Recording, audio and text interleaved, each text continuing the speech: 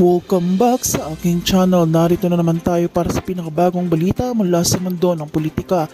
Binaltahan na ng matindi si Castro at Tambaloslos matapos isiwalat ang kanilang mga bao sa harap ng publiko.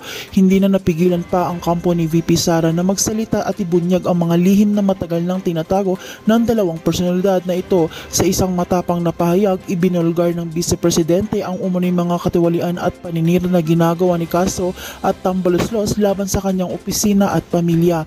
Ayon sa ulat, matagal nang tinitiis ni VP Sara ang mga banat at akusasyon ng dalawa, ngunit ngayon ay napuno na siya. Pahiya kayo ngayon, ang matapang na hamon ni Inday Sara sa kanila. Sa harap ng media, inilatag niya ang mga dokumento at ebidensyang nagpapatunay sa mga kasinungalingan at paninira ng dalawa. Hindi rin niya pinapalampas ang pagkakataong ipagtanggol ang kanyang karangalan at paninilbihan bilang halal na opisyal ng bansa. Dahil sa mga revelasyong ito, nagkagulo na ang kampo ng oposisyon. Marami nang tataka kung bakit ngayon lang lumalabas ang mga impormasyong ito, ngunit ayon sa mga insider, inaantay lang daw ni VP Sara ang tamang oras upang isiwalat ang lahat. Kitang-kita rin sa kanyang mga kilos na terminado siyang ipaglaban ang kanyang pangalan at dignidad kahit paharapin niya ang pag-atake mula sa iba't ibang panig. Sa ngayon, napasibak ang kampo ni Castro at Tambaloslos, tila nawalan ng lakas ng loob at hindi makasagot ng mga akusasyon.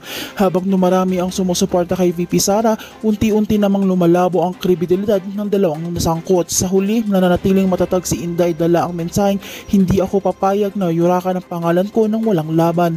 Kaya manatili kayong nakatutok dito sa akin channel para sa bawat pag-ikot ng kaganapan, kami ang iyong magiging sandigan.